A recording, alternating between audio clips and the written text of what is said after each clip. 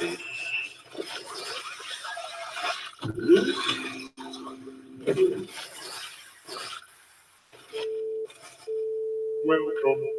to your awakening.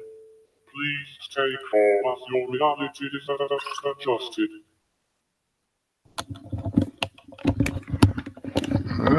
Please turn off the volume before we get crazy feedback. Good evening, folks. Welcome back once again. Hopefully that's got rid of the feedback now. Greetings and salutations and all that good stuff. Welcome. Hello to everyone in the chat room. I'll come back and check the chat room in a sec.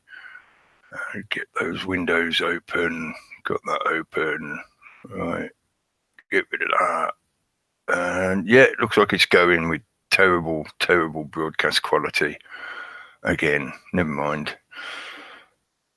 That is the state at the moment of the Hangout system here on YouTube, but at least it is functioning to a limited degree. It will function well enough for now for me doing what I do, so get on with it and hurry up and finish your multitasking stuff so you can actually concentrate on what you're saying.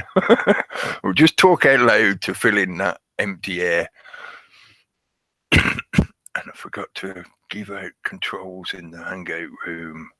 It does actually allow me to do it this week. It didn't allow me to last week, so again, could be something to do with the changes and updates and whatever that they've been doing recently, all connected into this new wave of censorship, the new changes that they're bringing to these platforms.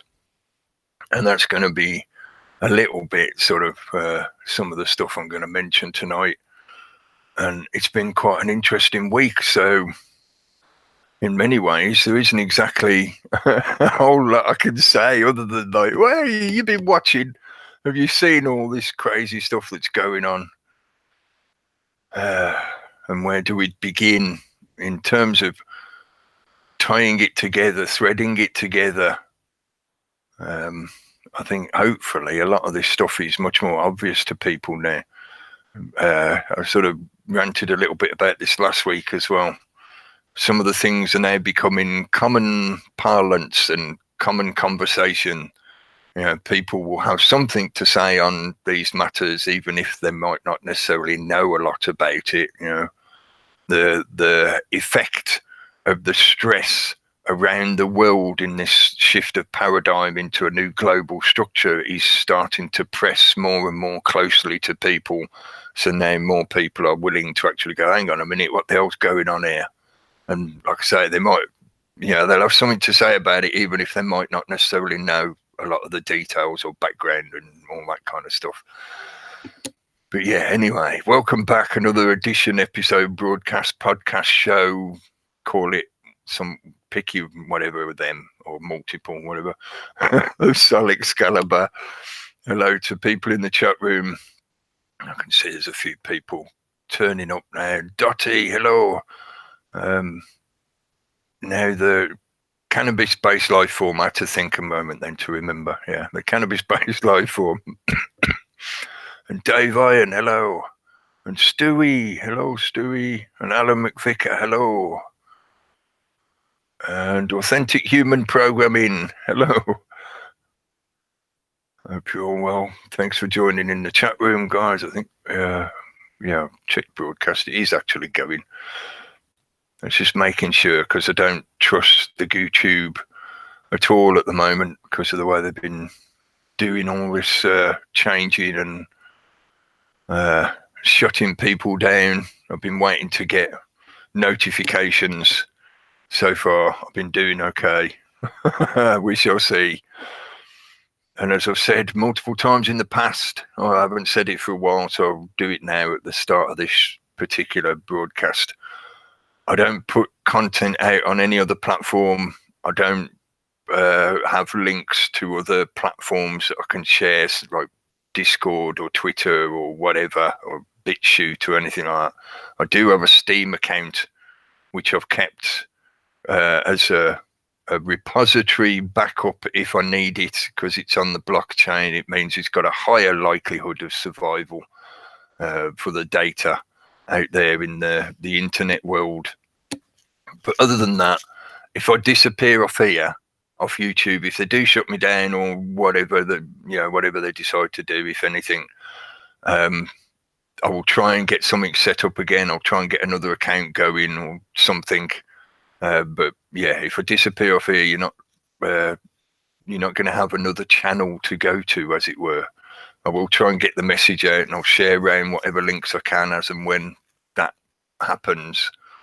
But if it does, don't believe it if you see another video pop up that is supposedly claiming to be me. That's the main reason I was mentioning it, really. Is if any of the fuckheads out there decide to start doing their silly sock account shit that they love to do, because it's such a simplistic technique, it's easy for them to do it. But yeah, don't believe the bullshit if somebody pops up claiming to be me.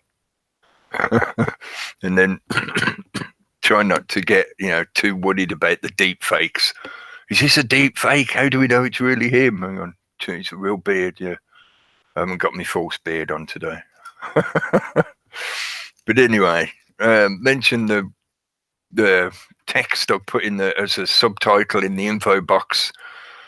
Part of it is deliberately meant to be a bit silly. It might offend some people.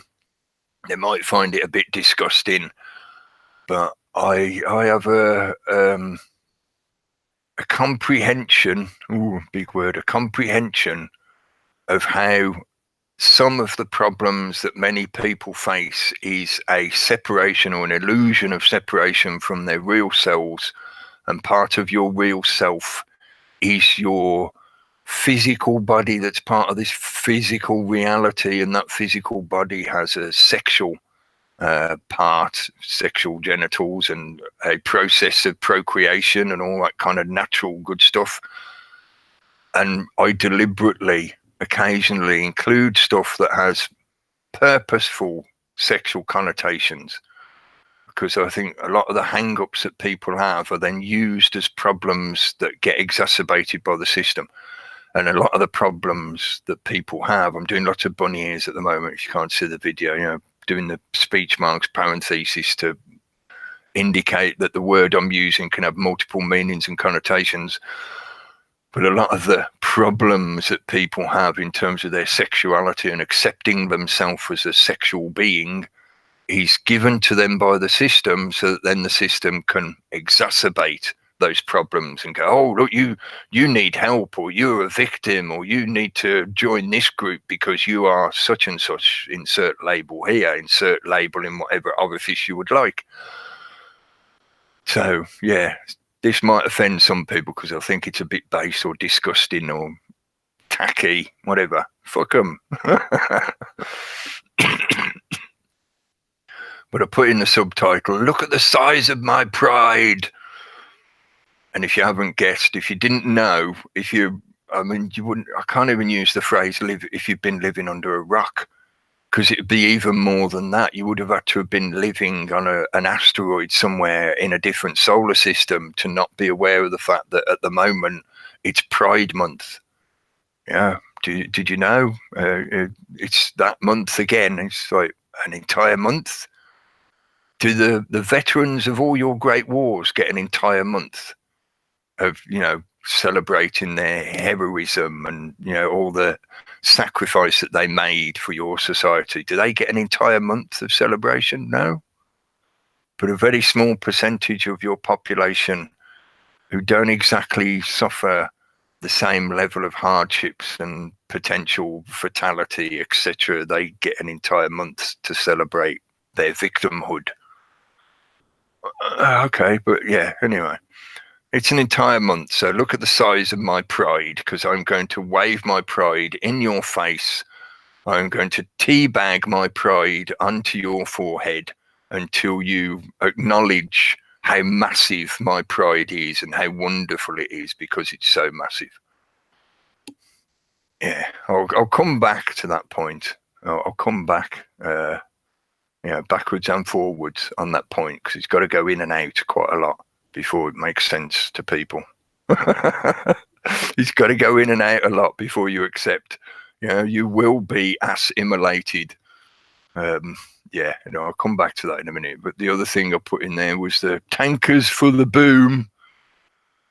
As in tank. I was using that kind of slang colloquialism of you'll say thank you. Maybe it's just, it's a UK thing. Might even be somewhat regional slang. Say thank you to somebody. It's the same as saying thank you. They just don't bother pronouncing the H in the word. So you thank you. So for those manipulators out there, those big power players that are part of the military industrial complex, corporatist global agenda system that are deliberately trying to agitate a further war or an extension of the current global war that is taking place, because World War III is already taking place and has been going for a while. It's just not the kind of warfare that people expect or have been taught to accept as being what is called global warfare or world war. Doesn't quite fit the exact definition if you look up that definition in a dictionary. It's not it's gonna have a level of plausible deniability in it such that you can go, oh no, we're not in a global conflict, because it doesn't exactly match the definition there, does it? So tankers for the boom. Some of those oil tankers in the Gulf of Oman. Oh man, the Gulf. There's a Gulf of Oman. I know I do a lot of play on word stuff, but whatever, get on with it. The attacks on those tankers fit so perfectly into the narrative, the script, the methodology that has been played out again and again and again of create a false flag, agitate a situation such that you can claim that the person you're accusing, the group, the country that you're accusing is supposedly guilty of these crimes. Think of all the gas attacks in Syria that have been proven again and again to have been the so-called insurgents, the terrorist groups that carried it out, not the Syrian government. Even to the point that the UN themselves, their own investigative body, said, no, this was the insurgents. There is no proof. The evidence all shows that it was the terrorists that carried out this attack or attempted attack, nothing to do with the Syrian government, the Syrian army. So use of false flags to point the blame at a particular country or nation state, and then roll out the call for the global alliance. Hang on, I was just looking to get the right page. I wanted just a screen shared in the background while I'm ranting, because this will sort of help the point get across of how this connects into a lot of recent events that you might have seen in the news but not realised the chain of connected stepping stones that link all this stuff together into a singular narrative, a singular agenda that becomes apparent when you look at it from a bit of a further distance away, so you can perceive the bigger picture, as the cliche goes. There you go, Golan Heights. This is an article on BBC News, for those people who are just listening, not seeing the video, an article on BBC News website titled Golan Heights, Israel unveils Trump Heights settlement. So how high is your pride? I bet Trump Heights are going to be massive. Their pride is going to be so massive right now. I bet Trump's pride is absolutely massive. So these connected events linking to a methodology that when viewed in hindsight, you can see the footsteps of this methodology across the north of Africa and the Middle East, and fitting a pattern that relates to already known plans that have been out or available on the public internet for a number of years. So you can, look into this and research it for yourself and find the paper trail that indicates the intention to do a lot of this stuff that is now playing out. So the Golan Heights is occupied territory. The UN recognizes it as occupied territory, which means it does not belong to Israel. It is part of Syria.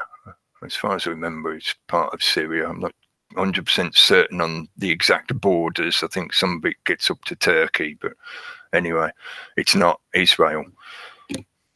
But recently, Trump did a little handshakey thing, and his son-in-law Kushner's been backwards and forwards making deals in the background, because that's what he likes to do. He's got that face of just the androgynous, inoffensive drone, just blank, emotionless most of the time. Just looks like a mannequin.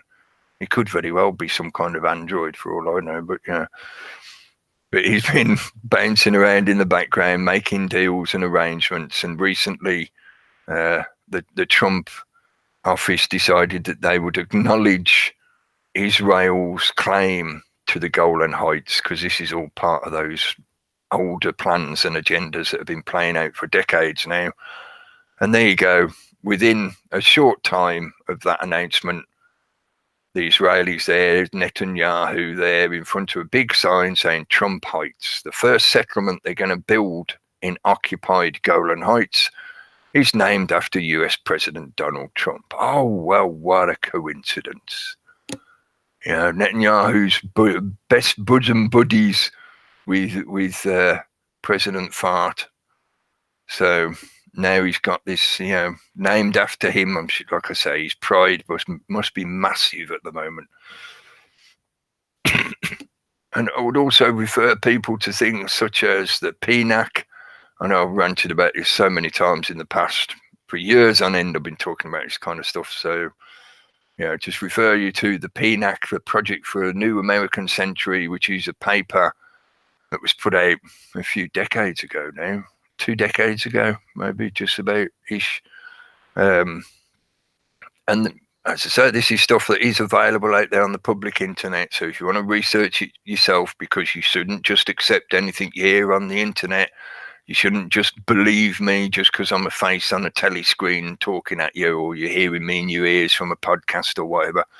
Look into this stuff for yourself, and you find the paper trail that connects these kind of dots. But Project for a New American Century, and there's also another paper out there called The Path to Persia, which is another official document which lays out this kind of methodology leading towards an intended goal that is to be able to start a war with Iran, which that war in and of itself is part of a further bigger agenda, which is about reshaping that whole region, which is part of a further bigger agenda, which is about integrating that new region into a global structure that is, as the cliche goes, the New World Order.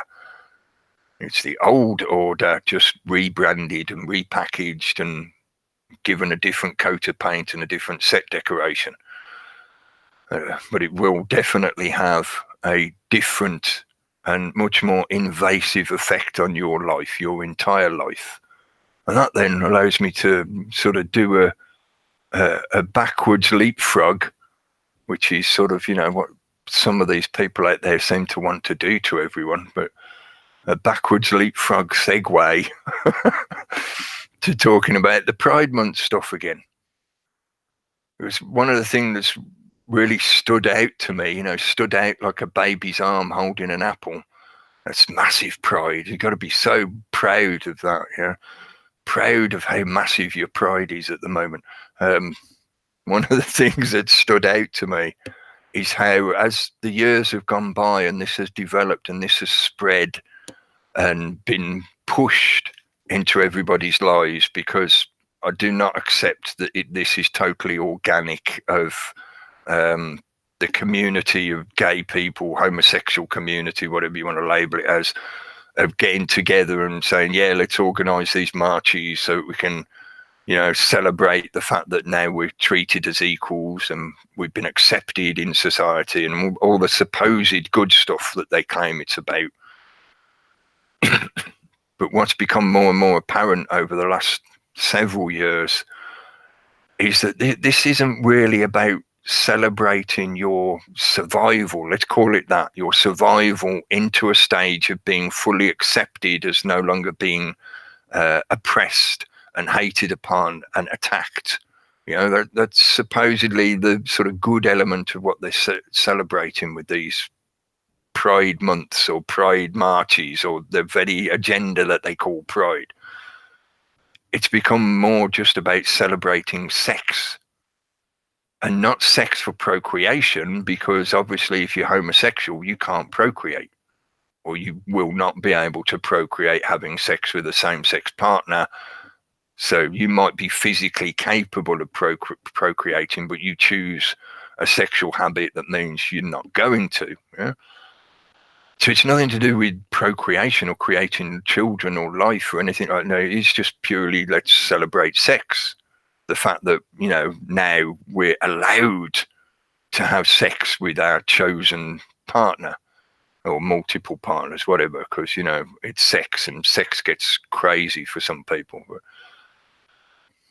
it's not about be thankful, be proud of the fact that you stood up to the oppression and you've weathered the storm and you survived to a point now where now you're accepted, blah, blah, blah. No, it's let's celebrate the fact that we can shag whatever we want.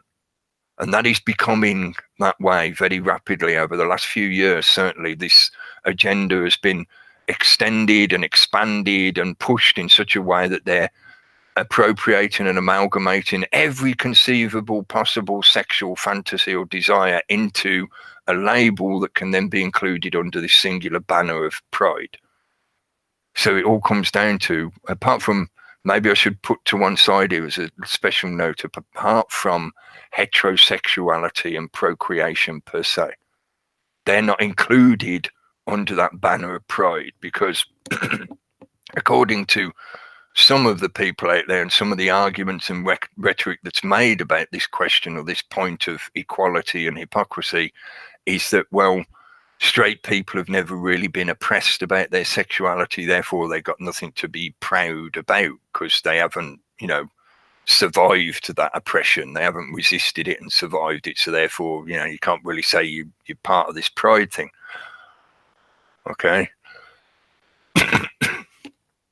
But in many cultures, homosexuality has not been oppressed at all.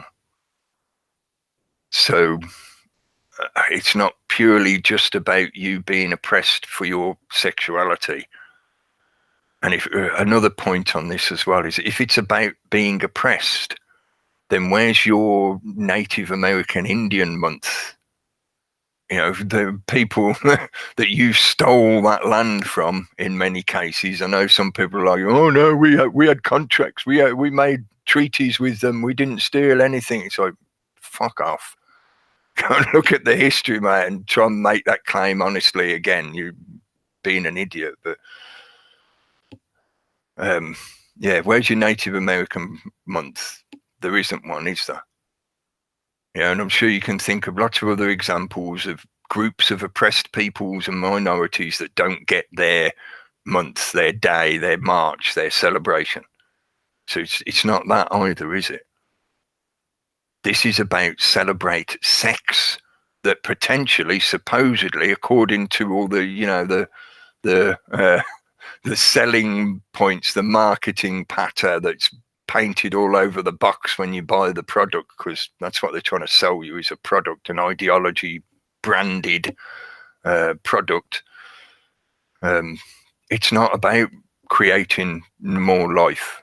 Pride comes after a fallacia. Good one, Gary. As in, pride comes after a fall, pride comes after a fallacia. Yeah. But it's not about celebrating sex in the sense of the natural process of procreation. That's, you know, what the body's mainly geared up for. Sex is pleasurable, yeah, but it's pleasurable for a deliberate reason so that it leads you to procreate. If sex was a horrible, painful experience, you're less likely to want to do it, therefore you have less babies, therefore eventually your species runs out. You know, you don't meet that required birth level to keep your species going, and you die out. But no, it's not even about the sense of just purely about sex. It's about inconsequential orgasm. In other words, potentially sex that has no consequences is not likely to be a baby. If anything, you also it's heavily implied, you're encouraged to have sex that is not part of a relationship or a partnership. I know that's, I'm not trying to stereotype the entire demographic. I know that's not true for many gay people out there. They want a relationship, but the rhetoric and the underlying tone of the propaganda that gets pushed out is that it's fun sex with no consequences. So now it's become this month-long celebration of the selfish orgasm. Doesn't matter who you're fucking, it's just a hole. Love is love. There is no other requirement. You can love whatever you want, and when they say love, they mean fuck. They mean sex. They mean ejaculate on. So for me, this becomes the way I've written it, in that kind of deliberately sarcastic, piss-taking fashion. This becomes nothing to do with celebrating you weathering the storm of the oppression and being victimized and being potentially pushed out by the society and culture that you were born into because you felt different from the norm, as they call it. There's recently been an upsurge in the interest in sort of some of the origins of the Pride movement, or the gay movement, call it that, from the Stonewall riots and that kind of time period in American cultural history only. Please note that the majority of all this Pride stuff does not have a truly global picture of what they're talking about. It's a very Western-centric narrative.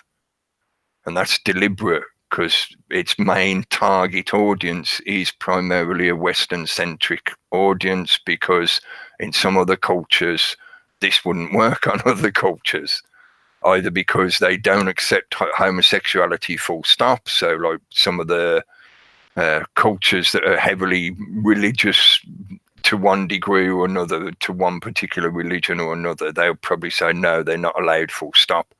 Or the other side of the argument is that homosexuality has never been a problem here, mate. We know that people like doing it with different things and different people, so we don't have a problem with that. We've never worried about that. And in some cultures, it's even embraced, where it's considered a kind of, almost in a weird way, it's considered a kind of spiritual element that people would choose to share their sexuality with somebody despite the gender being the same, or some other difference that's normal in the norm, not considered the norm. I'm just thinking of places like in the Far East, what they call the Far East, around China and India and places like that, where being some form of transsexual or some point between the two, where, for example, a male who lives a life as a female, or vice versa, a female who lives a life as a male, and even true hermaphrodites are seen as being something divine, because they combine the male and the feminine into one, which is a spiritual element embodied into a physical being when they're born, stuff like that. But in some cultures, the pride propaganda just doesn't work, because it doesn't make sense to those people, because those people have either always had a difficulty with homosexuality or never had a difficulty with homosexuality. It's very particularly targeted towards the Western nations, the NATO allies primarily, and their direct opponents, so Russia and China. And of course, the Muslim world, to a large degree, to one degree or another, has a difficulty with homosexuality. And I think that comes back to a religious requirement similar to like the Catholic ideas of every sperm being sacred, you know. And I know that's a simplification, but that's the way it comes across. Pun intended. But you know, it's that element of we need more of our tribe, so therefore you must procreate. We need more of you because the more of us, the stronger our religion or our nation gets, etc. You know, sheer numbers. So for some religious groups or some cultures, they want their citizens or their populace to procreate. So they have, whether it be a direct law or they have a cultural requirement, a cultural expectation that you have to get together with somebody of the opposite gender, opposite sex, and procreate, have children. But of course, over here, in this big new world order, old world order, repackaged, rebranded agenda, they want control of your procreation. They want control of the numbers of people within society, as well as beyond birth. They want control of your education, your environment, your general life, such that they can manage you better. They don't want any wild cards. They don't want any prodigal sons appearing out of the flock and, you know, turning round and like the picture on my channel, the front page picture on my channel, the Landesmat rally, the National Socialist rally, the Nazis as people call it, yeah, with the one guy standing there with his arms folded. Everybody else, well, near enough everyone else, as far as you can see in the picture, is doing the salute, and he's standing there with his arms folded. Yeah, there's multiple layers to that picture as to why I use that picture. I did wonder the other day whether that picture itself might be part of the reason why I've not yet suffered the spam hammer or the ban hammer, the nerf hammer from YouTube.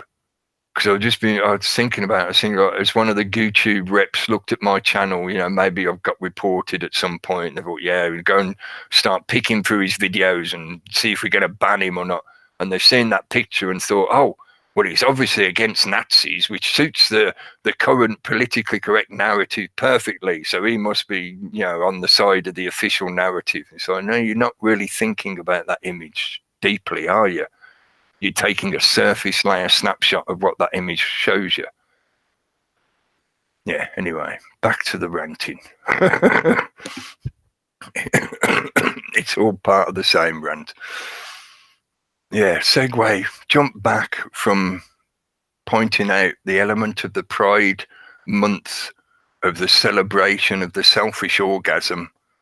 Yeah, people basically just waving their parts in the street at anybody who'll look at them, because a lot of that's what it's about: personal validation, a narcissistic need of you must accept me, you must acknowledge me, and you must say that I have great value, because the system is constantly giving me this propaganda that tells me I'm little old oppressed me that needs to shout and scream and stand at the top of the hill saying I am in charge. Narcissistic singularity effect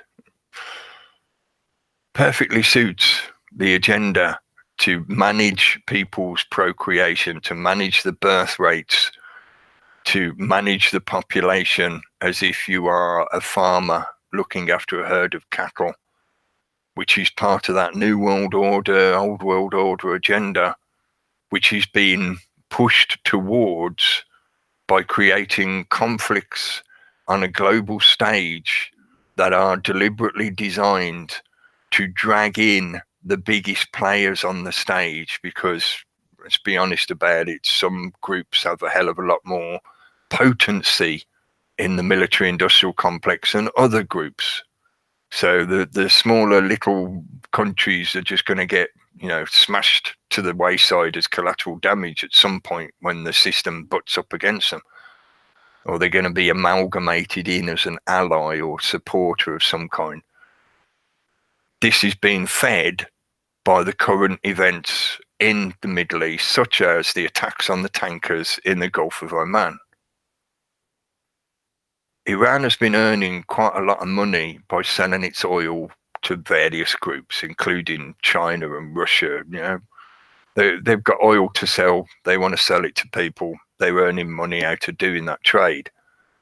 They don't really need the potential catastrophic kickback if they try to attack the tankers to supposedly drive up the price of oil, because this is the current rhetoric. I was watching his face, Pompeo, talking, putting out spiel about this kind of shit on the internet gogglebox.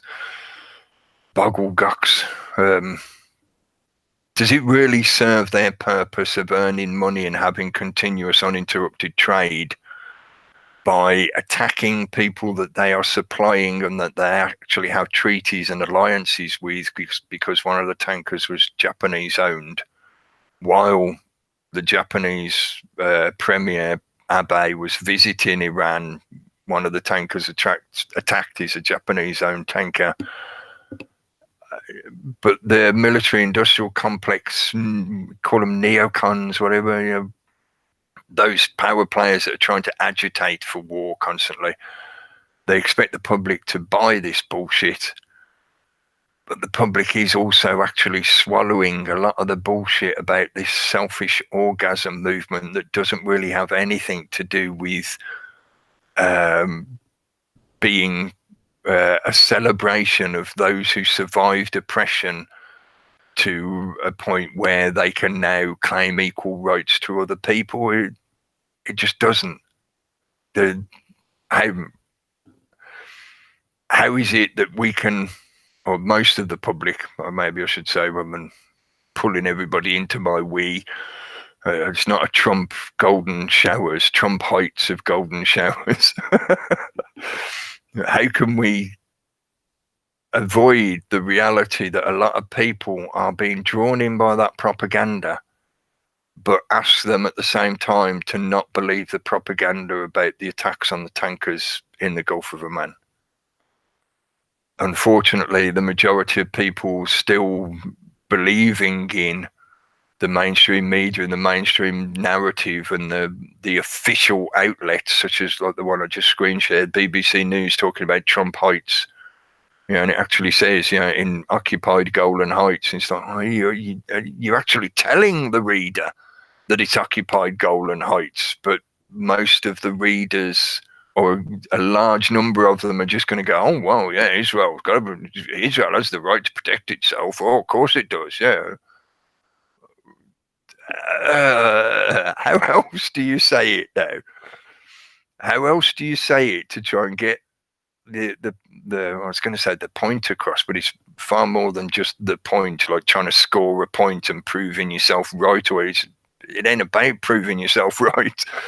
As far as I'm concerned, anyway, it's not about just being right or being correct, maybe I should say, to be more accurate. How to get across the message that, yeah, okay, mate, you're gay. You like doing, that's up to you what you do. But you asking me to be okay, or more than okay, you are demanding that I accept that you march up the street either semi-naked or totally naked, and potentially, as has happened at many of these events, either recreating sex acts or blatantly carrying out sex acts in public, in the street, and you want me to just wave a rainbow flag and go, whippy for our race, we're going to live forever, we're immortal. I can't do that, sorry. And I question how that's got anything to do with celebrating being free of your oppression. It's not. How else do you say it? I'll leave the question open like that because, I just wanted to rant about it's Pride Month again. Have you noticed? Surely you have, because everybody's pride is so massive, you can't help but look at it. Yeah, it's got to that stage, as far as I'm concerned, where this is nothing to do with being gay or homosexual or whatever. This is just to do with, we like sex, we like orgasms. We like sticking it in anywhere, just run down the street waving your tackle in people's faces. So we're now celebrating just sexual fetishism. This is nothing to do with the people at Stonewall and stuff like that, no. But the other things I wanted to mention, because this does sort of connect in, I know it's a bit obtuse, but it connects in different ways. I didn't get the chance to listen to Jesse's show he did on, I think it was either Friday night or Saturday. I saw, I got the notification that he'd done a live show. I went back to listen to it after it had been broadcast, and it'd already been removed. So I don't know if he'd got struck for that or whether he'd taken it down himself. And Gary mentioned about TV images or something that could have been a copyright issue, so it could have been that. And that's part of that crackdown. And from reading the title of his broadcast, I'm pretty sure he'd been talking about, again, the Pride Month kind of stuff. So yeah, I wondered if I was going to get the ban hammer tonight for ranting about Pride stuff. It made me wonder if that's knock-on effect of that censorship wave that's going on at the moment. Possibly, but I know he put up a video recently saying he's going to concentrate on the other platforms, and YouTube is going to become just a signposting platform where you can let people know where to find his other stuff. So if you haven't seen that and you don't know, go and check his video, go and look in the information box underneath it, find all the links to his different sites that he's on, BitChute and Twitter and stuff like that. Because it is, if you're here only on YouTube, that's why I was mentioning it at the start of the show, primarily I do this thing on YouTube, but that doesn't mean I'm not aware of how this part of the internet is being affected. And if they shut me down here, I'm not just going to disappear. I'll go somewhere else. But for now, I'm going to stick with being here, because this is the main, at the moment, town square. Apart from maybe two other platforms, Twitter and Facebook, those three, Twitter, Facebook, and YouTube, make up the virtual town square of the internet world. So just to me, just walking away from this environment and letting them have the run of it is not going to help. To make the tyranny reveal itself, you have to wait until they strike out at you. You can't just accuse them of possibly planning to do something to you as you then leave. You have to wait, and so that you can show all the audience, go, look, see, he threw the first punch, or he drew his gun first. And that classic kind of cheesy Western cliched analogy. But revealing the tyranny is the best way to help people see the tyranny for what it is. So I'm not gonna leave here in any, how to put it, in any way such that I'll just shut the channel down or whatever. I wouldn't do that. Certainly not without saying anything anyway. So if it just disappears all of a sudden, or they remove the video all of a sudden, then it's the spam hammer that's hit me. But mention Jeff, because please go and check out the links to his other sites and connect with them. That was the main reason I was saying it, because now we're at this point where they are going to do this, and unless you've got the notifications set up on every channel that you subscribe to, and you check them individually, either bookmark the page or you go through your subscription list and go to their individual channel and look, what has he posted recently? What has she put up recently? You can't guarantee that you are being fully notified, because of the methods of shadow banning and cul-de-sacking. There may be channels you subscribe to that are uploading all the time, putting up loads of great information, and you're just not getting the notifications because YouTube has decided that they don't want to tell you about that person because they're too naughty. It has become that way now. So it's not about in the near future they might do this, in the dystopian future they're going to do this. No, it's been done now. So for those channels that you like following, that you are, worried about keeping a track of, bookmark their pages. Don't just rely on YouTube to give you notifications, And it means the effort, the responsibility is more on you. You know, decentralizing it. A major part of the problem that they're utilizing against everybody is the centralizing of systems. So decentralize it if you can. Yeah, have separate bookmarks for people's different websites and, you know, the different platforms that they use, and do the monitoring for updates yourself. You have to put that effort in yourself to do that. And I'm not trying to put responsibility on you. You take on as much as you choose to. You know, don't do yourself in trying to keep track of everything, because that's a insane impossibility. But the ones you really value, keep a track of them yourself. Don't rely on the system to do it for you. In a similar note, I'll mention Webby. I think he's on Tuesday nights now, and I can't remember the name of his channel. I'll ask the guys in a bit and come back in a bit. But yeah, check out his channel as well, and check out Mark Windows on the World. He's been doing some great podcasts recently, talking primarily from a UK perspective, but similar, like myself, you know, often what he's talking about are things that are woven into the global agenda, or at least the European agenda. You'll find a lot of good information from him. And Steve Tagoose on a Saturday on the Mystery Show. Check that out as well. Bookmark it. Check out his website. Bookmark that.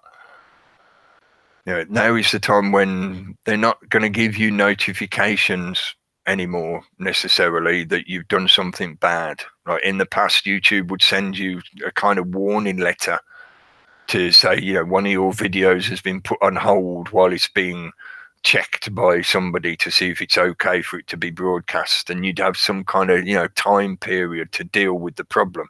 Now it's just like, your video's gone, and you get a notification saying your video has been deleted by YouTube. So there's no question, there's no recourse action to take, you know, in that period of time when you're being told that you shouldn't have the video the way it is. You're not given any time to address the problem or question the validity of the claim against the video or your comment that you posted, whatever. And as is often the case now, a lot of things are just being disappeared. So a channel might just get deleted. And like I say, if you don't have the notifications set up, do you know that it's gone? It's only when it comes to mind, you think, oh, I haven't heard from so-and-so now. Go and check, oh, channel's just not there anymore. It's gone. What else was I going to mention? Path to Persia. I mentioned that, didn't I? I heard about talking about Assange as well, linked into this, because that's been pushed a lot in the mainstream media as well as the alternative media. I don't trust the whole Assange character stuff at all. I know some people will complain that, you're causing division by saying that he's not genuine, or you're calling him an agent and all this, that. Yeah, it's still true that he's being shut down, that he's being railroaded. You know, he's going through a kangaroo court kind of system, as they used to say. He's been star-chambered. He's already been found guilty. They're just going through the process of making the public okay with what they're going to do, and then they'll shuffle him off and he'll get disappeared into the prison system. That's true. It doesn't mean he's genuine and he's somebody that is morally uprighteous and you should, you know, petition for his well-being and all that kind of stuff. I don't think that is the case. I think he's been deliberately used. They needed somebody to use in this fashion so that it gives everybody else out there the chilling effect of them controlling their own speech and activity. Because, you know, oh, they might arrest you. Look what they've done to Assange. Look what they've done to Assange. You know, why does it need to be Assange that is now all of a sudden the main one that we should all be concerned about because he's been locked up. What about that Khashoggi guy? He got chopped up. Yeah, did the public really react to that when a journalist got chopped to pieces? So why now Assange? You know, if the public ain't going to be moved by somebody being slaughtered and butchered, you think they're going to be moved by somebody who's going to get put in a prison for the rest of his life? I don't think they are. So the fixation with let's talk about Assange, worry about Assange, worry about him and his free speech, it's not a good example. I think there's a much better example in reminding people about how their own free speech is being affected, and they're not Assange. You know, you're just little old you, yet you may very well have experienced this being done to you, or you probably know somebody. I'm pretty certain that everybody listening and in the chat and whatever, everybody knows someone that it's happened to. I don't necessarily mean somebody you're related to. You just know of, you've seen an example of somebody getting their comments deleted or censored or somebody's videos disappearing. It's commonplace. To me, like that, I'm saying that a lot tonight, sorry. To me, to you. I think that's a much better example of how the reality of the effect of this system pressing down, this tyranny, pushing this control of information down onto everyone. So you want me to concentrate on this guy that you're holding up on a stage and making some kind of icon out of, whereas I can just go next door and find somebody who's been banned on Facebook because they posted something that made somebody a bit upset. You see the direct effect on your own doorstep. That is a much better example. And again, a shout out to Mark Windows. He made the effort to go to the Glastonbury Town meeting and record some of the meeting with the EE representatives of the industry who claim that, you know, there's nothing wrong with 5G. Yet when they were repeatedly asked, do you have proof that 5G is safe? They could not answer yes or no. They used fallacies. You know, I've banged on about this kind of stuff for years, the way they used logical fallacies to confuse and misdirect people. All they could use was fallacies to try and sidestep the question. They couldn't answer yes or no because they know for a fact, for a scientific fact, that there is evidence of harm from the frequency technologies that are part of what make up what 5G is, etc., etc. So they cannot say yes or no.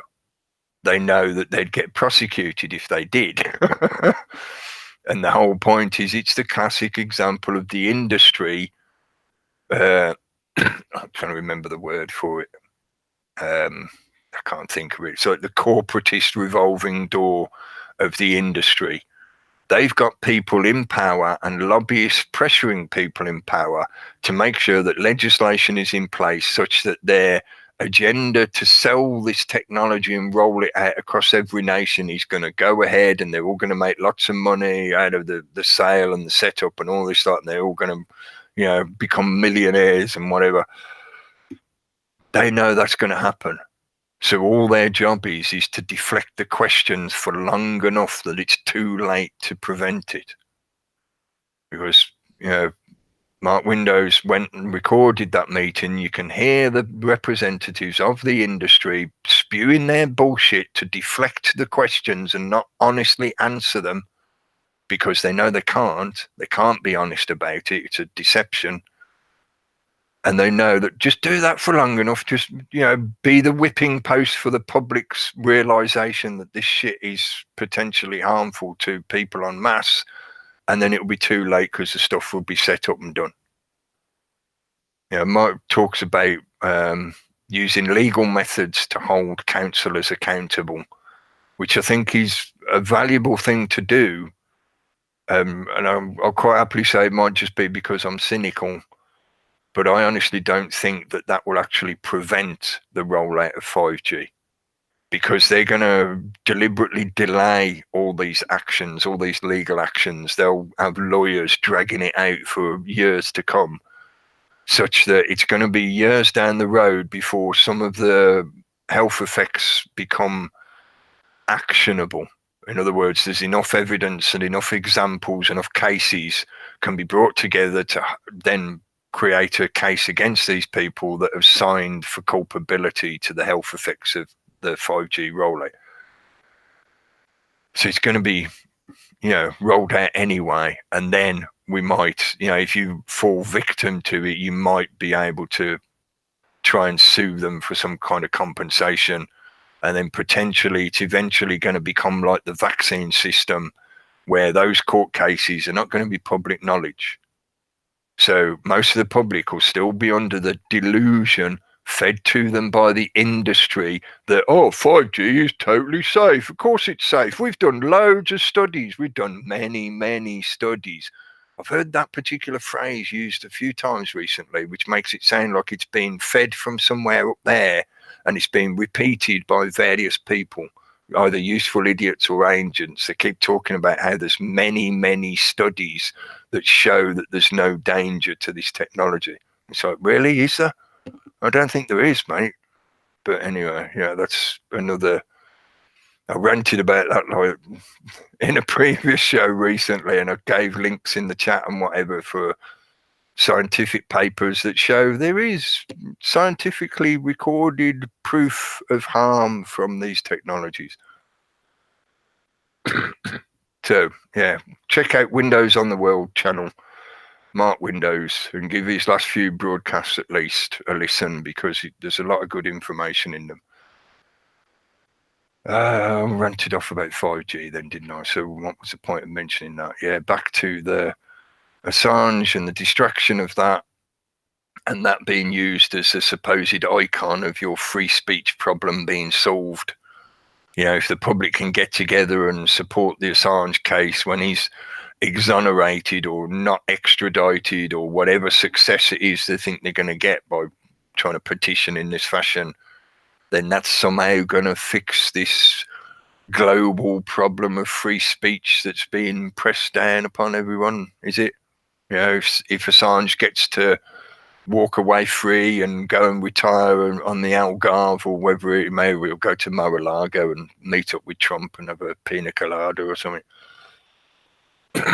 play a few rounds of whack-a-ball, is that going to, suddenly reverse this mass censorship that's spreading across the corporatist infrastructure of the major social media platforms? Because that's what they are. They're not really truly independent private companies. They are part of the corporatist infrastructure. It's not going to change it, is it? Be honest with yourself. It's not. Even if they have a big celebration, if they have a Pride Month for Assange, if they have an Assange Month with a march every day of the week for a whole month, it's not going to change the controlling effect that is going on, and is going to get worse in the coming months and years. The best, I feel anyway, this is what I've been saying for a while, the best immediate solution is to adopt the precautionary principle and avoid it as much as you can. I ranted about a little bit, I agree with Mark that it's worth taking legal actions. I know Anne-Marie talked about this as well. Annie Logical often referred to this. Trying to get a counsellor to sign on to an agreement, which I think she's got an example on her website, as far as I remember, like a formal letter that you can print out, that you can present to them, getting them to sign, which basically means they're signing for culpability if problems do become apparent from the health effects of this technology, blah, blah, blah. I agree with them that it's worth doing that, but I don't think that's necessarily a solution to concentrate on, to get everybody's energy fixed solely on that. It's not going to achieve a full stop to this problem. But for now, an applicable solution for now and the coming future is avoid it as much as you can, in the sense of don't utilize Wi-Fi, don't have the Wi-Fi on your router, turn the Wi-Fi off, get a cable, an Ethernet cable, and hardwire your router to your computer, or your device. You know, if you've got one of these tablets that has no sockets on it, that absolutely can only be used on the internet if you connect via Wi-Fi, then you're a bit buggered. And that's another example of the agenda of creating this problem and pressing it onto the people. The availability of the equipment is being manipulated so that it creates a closed marketplace where devices will not allow you to do certain things because that ability has been removed from the commercially available technology. So, you know, keep hold of your old equipment, keep hold of older equipment, because you might want to rely on it in the future. Yeah. But yeah, hardwire your systems, avoid Wi-Fi as much as you can. If you insist on using a smartphone, check into things you can do, such as using airplane mode when you're not making direct use of it, keeping it at a distance from you. Like I keep mine over the other end of the desk from me. It's only for emergencies, and primarily, you know, my family insisted on me having one because of me having health problems. They insisted I have one so that they can get hold of me if they need to. I can get hold of them if I have problems, you know, stuff like that. It's for emergencies. I don't use it as a telephone, and I keep it away from me. Things like you can do various things. You can get little pockets that have a lining in them that helps shield the output from the device. Things like that. There's various things you can do to limit your exposure. And that is basically the precautionary principle. There's a certain amount of evidence that shows there is harm from this stuff, so therefore limit your exposure to it. Anyway, I've ranted a lot about it, and I know I've jumped around a little bit. It has been quite an interesting week, and I deliberately haven't mentioned anything to do with UK politics this week because it's all been about the Conservative election. The Conservative leader election, and it is just a ridiculous show. So I don't see the point of joining in the discourse about it, because it's like, what else do you need to know? What else do you need to hear? There are a bunch of clowns arguing over who's going to be in charge of the circus, you know, next week. It's not really going to make any difference whether you decide to support one particular candidate or the other. They're all a bunch of cunts. So don't get too stressed about it. Just have a bit of zen about it. Just wait and see. Watch the can being kicked and see how it plays out. Because for now, it is just entertainment that they're presenting to people. It's unpleasant entertainment designed to deliberately agitate you and kick the shit out of your emotions, etc. But entertainment nonetheless. Anyway, I think I've ranted enough, and like I often say, hopefully that all makes sense. Yeah, mention that. The only thing I've got in my notes that I didn't mention was lampposts. You know, if you want to see how the rollout is affecting you, if your local borough or council or whatever hasn't made any kind of announcements about them starting up 5G, you know, just keep an eye on the lampposts in your area. And I know that sounds a bit simplistic, and you know, might make it sound a little bit paranoid of people going around looking at lampposts, going, oh, look at that lamppost, oh, look at that lamppost.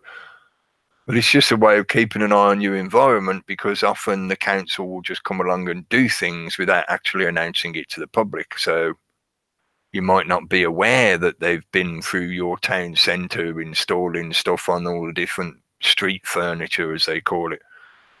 It might require you to, again, make a little bit of effort for yourself and actually look and find out. Yeah. But other than that, I think I've ranted enough.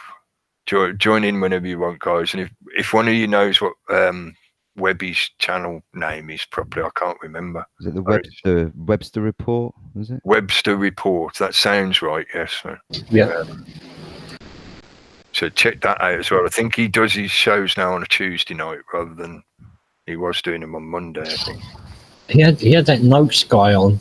Somebody asked in the chat in the forum, yeah, and I was saying, well, he didn't mention CBD, and I thought maybe, you know, he's already got a monetary interest in pushing GC maps, so perhaps that Notes guy is not sort of giving the best advice he can, or maybe he just doesn't have the experience of people being cured by CBD. He said something like 400 people he's seen cured using GC maps, so, you know. Mm-hmm. But it is a lot more difficult, I think, a lot more expensive than CBD.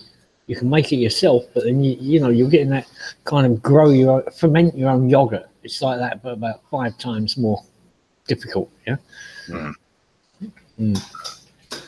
Well, I've listened to a bit of his talks before.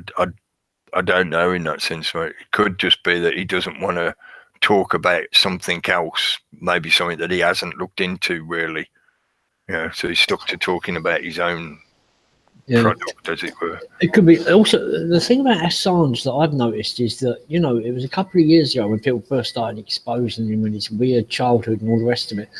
And it's like it was just left to run, almost as if they're glad the truth community doesn't trust Assange. Because that actually helps them push through their censorship thing. So I'm not saying, you know, go and support him and all the rest of it. But, you know, if you're on Twitter or somewhere and you see, you know, you keep abreast of what's happening with him, because that is going to be the public's benchmark. Yeah. And you can't really avoid that. Yeah. They're going to use that for good or ill. And they're using it also to test the public's opinion on it. Yeah. That's what I think. Right? That's why I think it's, you know, it's why is it they're insisting that it all hinges on his case? It doesn't. It's completely the opposite. If anything, his case is inconsequential to the mass effect that is being pushed on society. Yeah, well, also, though, in France, it's very relevant because independent journalists over there are literally being put in prison. And, you know, the government are now using things like, you can't be a journalist and you've got a government license to be a journalist, or they're just really coming down heavy on them, as heavy as they can, yeah? But you're free. You're not a slave. You can always go and move to Trump Heights if you get a bit bored. You might need a license to move there. Yeah, well, my Twitter said, like, yeah, Netanyahu must think that people like being pissed on, yeah? I mean, it's... Well, you're saying about that anything goes, you know, that crazy culture we seem to have. And I was thinking of one nation popped in my head was Japan. And it's messed up kind of culture, and that... you know, especially the sexual stuff with the sex bots and all kinds of stuff coming out of that region, and how these men have full relationships, and it seems to be accepted by everybody. It's okay, and what they've done to that society in general have since, you know, they dropped nuclear weapons on them, you know, since then, you know, and they've just completely sort of turned them into, you know, like a techno test bed for all the weird, crazy stuff that we seem to have been fed for the past 50 years. Yeah, you know? And their birth rate is almost inverted. Yeah, it's gone that low that they are a dying ethnic group. Basically, if they carry on the way they're going, Japanese people will die out before the next century. Well, I was going to say I'd like to ask Corbett, because he lives in Japan. See, I remember seeing that video of the guy who takes his robot wife. But I mean, the karaoke bar, yeah, sure, they was glad to have him. Yeah, they was taking his money, and he went to a hotel, and they're glad to have him because they'll take his money. And the restaurant will charge him for 2 people, but only give him one person's food, so they're happy to take his money. But you know, does the guy walk through Tokyo High Street and people are just like, oh, there's a guy with his robot wife. That's fine and dandy. What do they actually think about it in Japan? But you can't ask Corbett a question unless you're a Patreon. And a lot of people are doing this now, yeah? You can't get through to a YouTube channel unless you're a Patreon. They're the only questions and comments they'll deal with, which is a bit, but then, yeah, it does weed out a lot of trollish time wasting, I guess, yeah? It does to a certain degree, yeah, because the general kind of you run-of-the-mill troll on the internet is not going to hand over money just to take the piss out of you. But somebody who has serious intentions with their trolling because, you know, they use that as a disguise. They'd still, you know, whatever the price is, they'll pay a tenner so that they can send a message to you just to try and fuck with your head. You know? Yeah. You do that all the time. I mean, and the other thing I put down was the way TV shows drive the narcissism and everything. You know, the way they push these shows out there and all the popular stuff people are into seems to just drive that behavior in society more and more and more, because it's everywhere you look. Yeah. You know, every sort of show, drama, or whatever, you know, sporting event, you know. Yeah, does anyone remember a film? It was probably late 70s, 80s, where it was not like the Derek and Clive film about Bewitched, but it was something like this. It was a comedy, and a guy walks into a room and says, "Oh, see over there's Narcissus," and he was actually in hell, and he had like a vanity table strapped to him, so he has to carry this mirror in front of him forever. And I'm thinking that's what these pride marches are like. Yeah, they are narcissists. It's like, you know, watching 1,000 people walking down with a selfie mirror. Yeah, but they're on their own. They're all on their own. A large part. I don't know if I've ever said this on a show before or talked about it. I might have done at some point.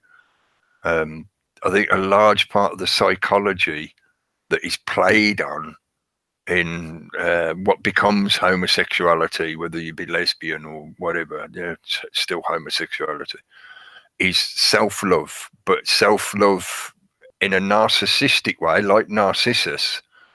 But the difference is the person who's suffering from it doesn't realize that it's self-love. What they're actually loving is the image in the mirror, which they think is something or somebody that they are not. So it's like loving an aspiration of what they want to be, an image of what they want to be or what they find desirable. And part of my argument for this, part of my evidence to back this up, it's anecdotal evidence, but I've known a few gay couples over the years, man, and nearly every single one of them, the partners in that coupling end up looking almost identical.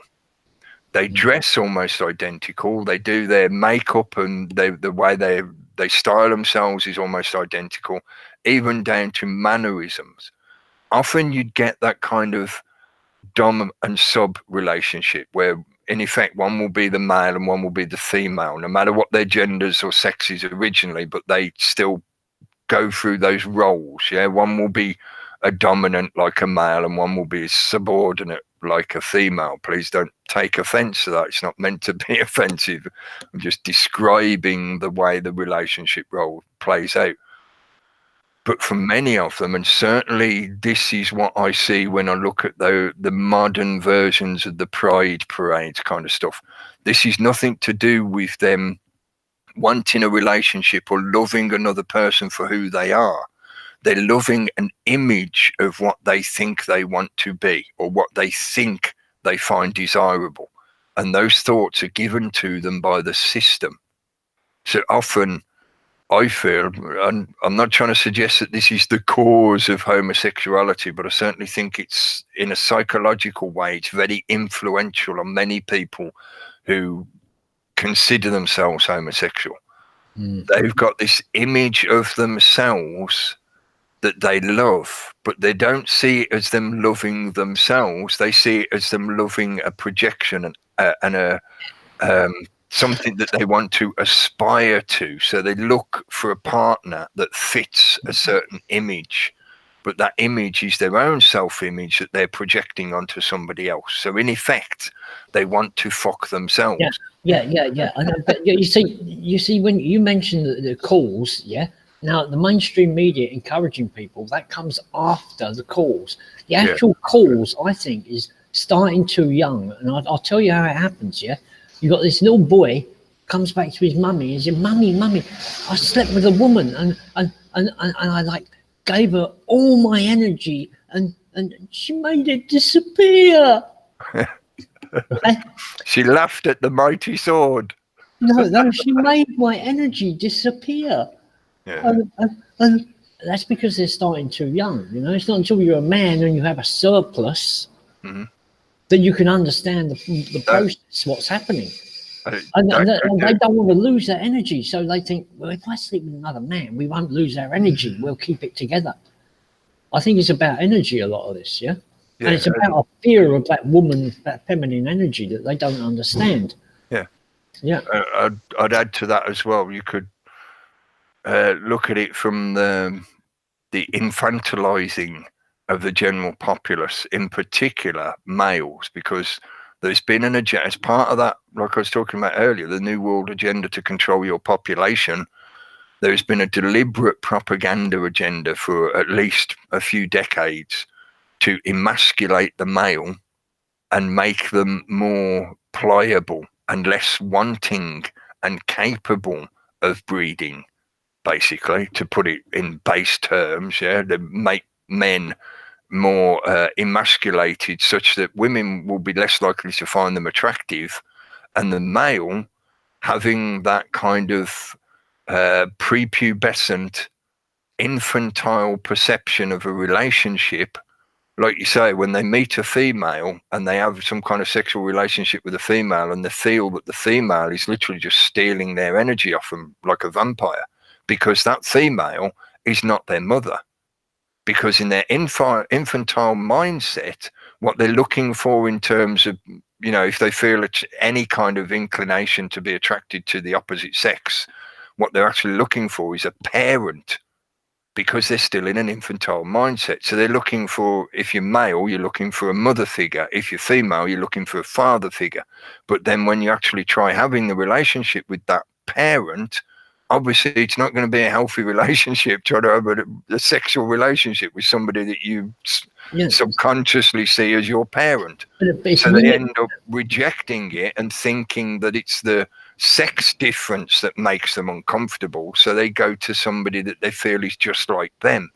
Yeah. Same mindset, same infantile mindset. If you don't bring a girl home, your mother won't hate you and be jealous of her, and your father won't see you as a rival.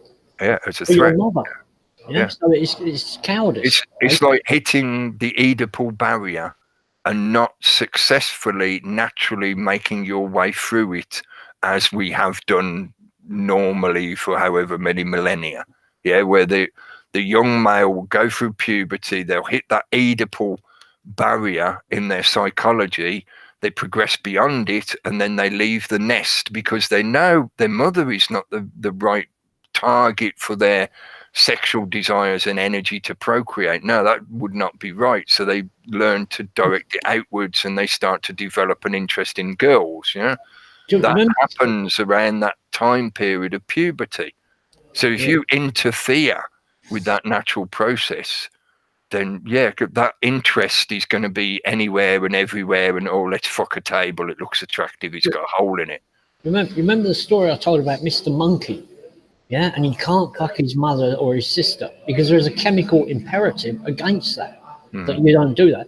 So he has to find Miss Monkey, and in evolution, the mammal to human step was establishing identity. So it is the shift from subjective to objective, because you have to establish that female is not your family. It is an individual person different from you. That's objectivity. And they're infantilized. When you're infantilized, you don't have an objective outlook on life. You're always subjective. Yeah? Yes, absolutely agree with you. And so it's a lack of maturity, really. Just as like a caveat, just for anybody out there that's listening and thinking we're just being ignorant and whatever, please don't take it personally. We're not stereotyping everyone. So if you're gay, homosexual, this is not stereotyping all of that demographic. Please don't take it that way. We're talking about propaganda and manipulation, and how that is now having an effect on entire generations of your society, such that it is creating mental problems, sexual problems, etc., etc. Yeah, I'm not saying that people have never been gay until all this shit. No, that's not true. That's not accurate. There is a big difference between a naturally occurring percentage of homosexuality within any species and a deliberate push to try and create it the majority. That's not natural. There is no natural majority of homosexuality in any species. Yeah, I mean, this ties in as well with what I've said before about the gays in the 70s, 80s.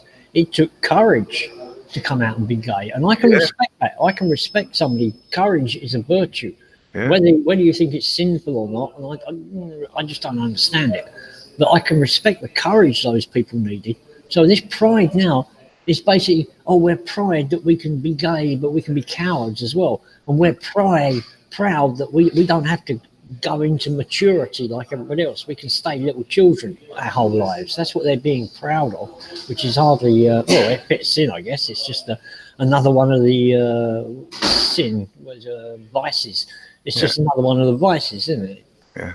Immaturity and cowardice and pride, it all goes together. But you know, they used to be brave to be a gay at one point. Yeah. So if you go back far enough in history, and if anything, it was considered a natural part of the lifestyle and choices of the most vigorous, virile, and testosterone-driven examples of masculinity. Because, for example, in Sparta, having a gay lover, having a homosexual lover, was considered the height of society for the well-to-do, well-educated, and well-rounded man of society. So nobody belittled their masculinity for them shagging men as well as women. Nobody said, oh, you're an emasculated male because you choose to have a male lover. No, it was part of everyday society. It was considered, you know, like I said, well-to-do. It was the best of society because they were able to not only procreate and have a family, but they could show love to anybody that they chose to, no matter what sex they are. Well, interesting. You bring it all the way forward to 2019, to Glastonbury Music Festival, which takes part on the 26th of June to June the 30th, where they're going to be rolling out the 5G. Yeah. They're putting 5 masts up. This was announced back in April, by the way. It's only just started to kind of, you know, there's been people who are against it, trying to stop it, but it's going ahead at the festival, as far as I'm aware. It's not going to stop. So those people who are going into that walled, was it 1,000-acre site? It's quite a big site, but they put literally a virtual, well, not virtual, like a metal fence all the way around, about 30 foot high or whatever. So you're encased within that, and they're going to blast you with 5G. Great, isn't it? So all those, you know, whatever they're doing, whatever they want to do, let's just, you know, that's, I'm amazed that that's actually, yeah, well, there you go. You bought a ticket. It's even going to be Wi-Fi enabled cows. Yeah. I mean, you know, I think that's part of the deliberate deception. Is just like, you know, well, if we just stick it on everything, then they're going to be so distracted by the fact that everything has got 5G on it that they're not going to notice that it's bad for them. You know, it's like somebody going around with a old style sort of like postage stamp thing, just going, yeah, that's 5G, and that's 5G, and that's 5G, until all you can see is 5G. Yeah. And then you end up in that sensation of, well, it must be part of everyday life because I see it everywhere I look. That's similar to the pride propaganda. It must be part of everyday life because they're everywhere I look. Yeah. You know, look, I mentioned the percentile kind of thing a few times because just to try and help people see, you know, factual details that they can look at and compare when they're thinking about this kind of stuff. But that percentile of your population in your society being homosexual or whatever, you know, different from normal sexuality, and then you compare that to the percentile of that kind of sexuality that's presented to you by your entertainment media. I can guarantee you nearly every show on TV in the UK has somebody in it who's either gay or transsexual or lesbian. Guaranteed, every single show. Why is that if they're only a such and such percentage of your population? They are abnormally overrepresented. Why? If we can go on to the 5G, I've got that Gurdjieff quote here, and I'd like to read that out if I could. Yeah, go for it. Yeah. This is from books Beelzebub's Tales to His Grandson. Yeah. Chapter 45. In the opinion of Beelzebub, man's extraction of electricity from nature and its destruction during its use is one of the chief causes of the shortening of the life of man. They had named the totality and the separate parts of this substance sacred for them also, differently at different periods. And at the present time, they name the result of the blending and reciprocal destruction of two parts of this omnipresent substance, electricity. And indeed, although several times in earlier epochs they had already discovered, of course thanks always to an accidental chain of circumstances, various means of extracting from the nature of their planet and using for their various, as I've called them, naively egoistic aims, the separate parts of this omnipresent substance, absolutely necessary for normal cosmic processes, yet never have they destroyed so much of it as in recent times. So in this way, thanks to the explanations of my external, that's a made-up word of Gurdjieff's, I became absolutely convinced of the maleficent action already begun of the results of the abnormal, ordinary being existence of the three-brained beings who have taken your fancy. And furthermore, the question disturbing my old friend resolved itself, namely, why during recent times it had become more and more difficult for the three-brained beings of the planet Earth to perfect themselves. So, if you're wondering why everything's out of kilter, it's because the soul energy is electricity, and it is being drawn out of the earth, and it is being directed to, well, people's iPhones. Yeah. Yeah. Put into an artificial circuit. But it's bouncing around in this artificial circuit, and it's not getting the opportunity to naturally dissipate back into the environment. Yeah, watch Ken Wheeler's videos on how the magnetic field can affect seeds either positively or negatively. So that everything that grows somewhere has got a little bit of that electricity helping it grow. Yeah, well, we know that with our own. You can do your own experiment at home with the rice experiment in the jars. You know that one where you put a label of and give it lots of love and good thoughts, and then the other jar you just ignore or just leave to one side or whatever. And you, after a few weeks or months even, you'll see one jar still quite nice and fresh. The other one's gone all rancid and horrible. So that's our own effect. That's our own self. That's our own power, our own energy, and that's always sort of, if you like, overlooked a lot by a lot of people. Just the power of your intent. You want to do good, you do good. You want to do the right thing, you do the right thing. This sort of thing. Not negative, which is always where they're trying to drag you back to that darker, negative, dark stuff. To get you into these narcissistic frame of minds and all the rest of it.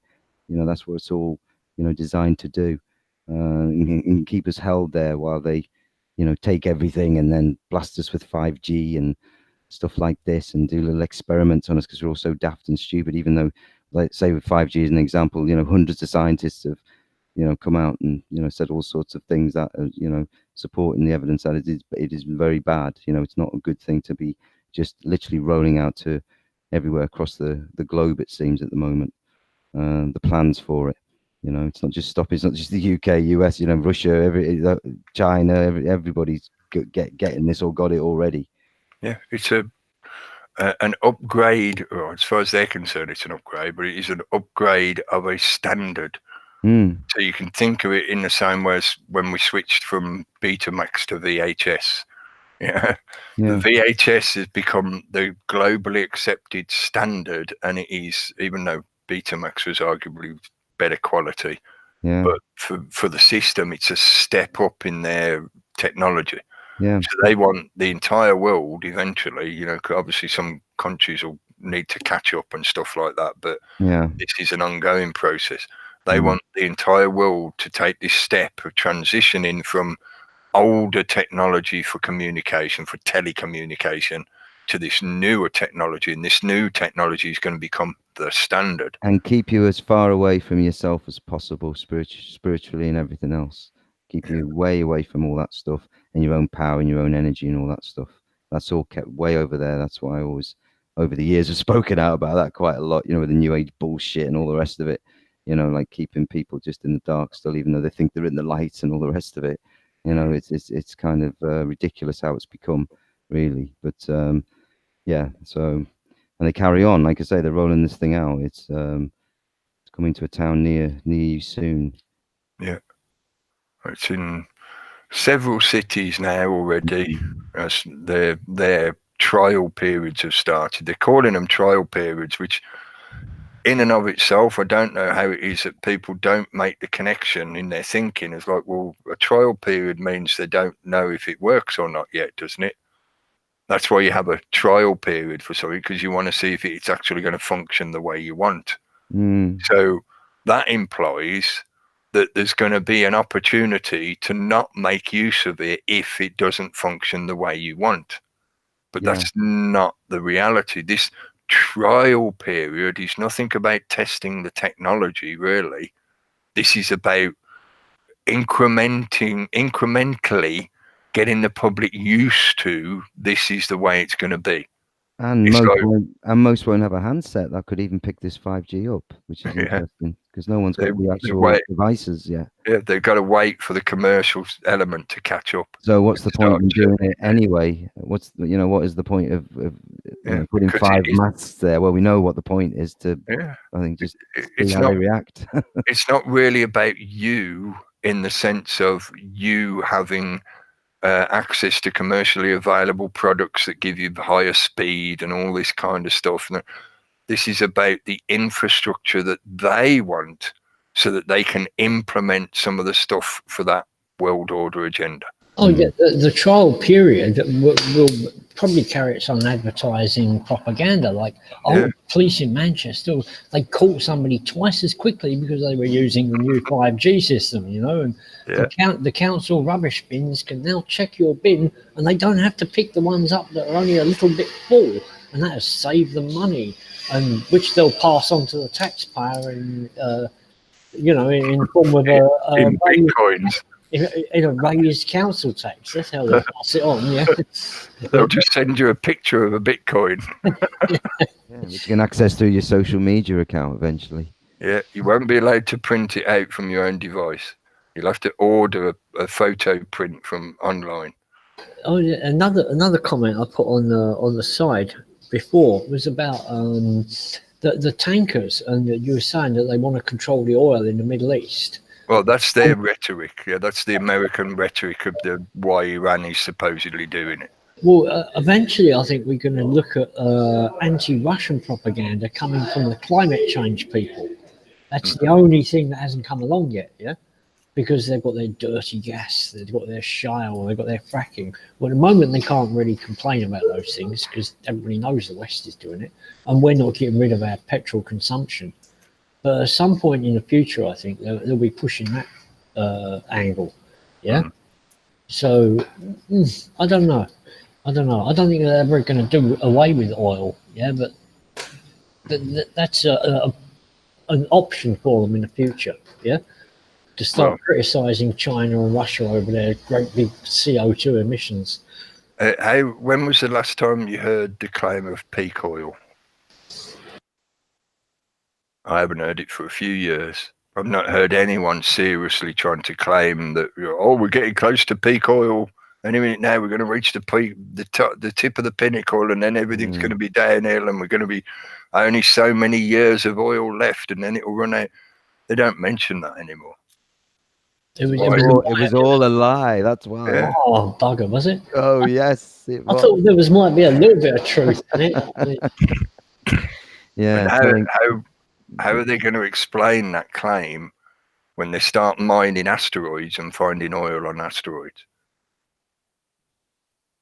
Because if the evidence about abiotic oil is correct, then it's created by geological processes. So any asteroid or planetoid large enough to have similar geological processes that we see here could potentially create oil. We're going to need it soon, because even NASA put out an article the other day saying that we are definitely headed for a good big solar minimum. It's the biggest minimum for 200 years, which is almost as good as saying, that we're going to head a 400-year cycle. Yeah. What time frame are they saying? 20 years, 30 years? It's it'll be about 30 years, yeah, because they put out their estimate or their assessment that the coming solar cycle, I think we're currently in 24, and obviously the next one will be 25. In solar cycle 25, it's going to drop again. So that to them is, well, like Gary says, that's an indicator that that definitely is then leading to a minimum. The problem then is how long will the minima last? Is it one of these shorter cycle minimas, or is it one of the longer cycle minimas? If it's a longer cycle one, like the 400-year cycle, then it could last an entire generation or longer. It could be 60, 70, 80 years of it. Yeah? Yeah. And another question is, once the minimum arrives, you're going to have a period of climate change, which is everything mixed up. How long until the temperatures actually begin to drop? Because all the climate mixing around is basically the planet trying to balance itself out. Yeah, seeking equilibrium. Mm-hmm. And that's why we get the extreme weathers.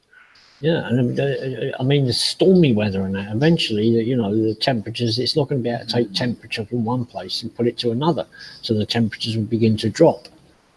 Yeah, I think we'll. I'm just speculating, you know, and I'm talking about stuff that's going to be like potentially 50 years in the future. But if it is one of the longer cycles, then we're going to potentially end up with a similar kind of banded system, where the only really what we would call normal habitable zone, you know, the kind of temperate areas that we're currently used to, is only going to be around the equatorial area, and everywhere else is going to be cold climate. You know, it's going to be at least equal to the Arctic, and the further north or south you go, the worse it's going to get. I see 6 months frozen England. Yeah. 6 months a year, but a very, very short growing cycle. Yeah, if any at all. I mean, potentially, it doesn't have to be any problem at all. You can have greenhouses everywhere. You can, that's things. That's why I like pointing people to that Adapt 2030, because he's not just, you know, he's not a doom monger. He's not just going, oh, there's an ice age coming, everybody run around like headless chickens. No, he's talking. I mean, the title of his channel, you know, Adapt 2030. You know, if a lot of this stuff is proving to be true, and it has been for the last few years, building up, and off that NASA announcement, you know, that's another step towards, yes, this assessment is correct, that we are going into a time period where a lot of the agricultural zones are not going to be usable in the way we've been currently using them. So therefore, you need to adapt to that. So growing stuff at home, growing stuff in greenhouses, in polytunnel setups, in hydroponic setups, etc., that's going to become more commonplace. And the agricultural industry needs to adjust to that as well. And so far, the governments aren't giving any indication that they're doing that, other than the examples of some countries buying up vast areas of agricultural land within the equatorial zone. So countries like China buying up chunks of Africa, or renting chunks of Africa to grow crops on, you know, grow agriculture on. That's because their own growing areas are being affected by these changes in the planet's system. So, yeah, and we've been going on about it for a long time. I mean, I've mentioned off and on, you know, this whole thing where they've been just again lying to you constantly about everything. You know, farts. Yeah, just while they suck your money off you so they can build the infrastructure so they can survive.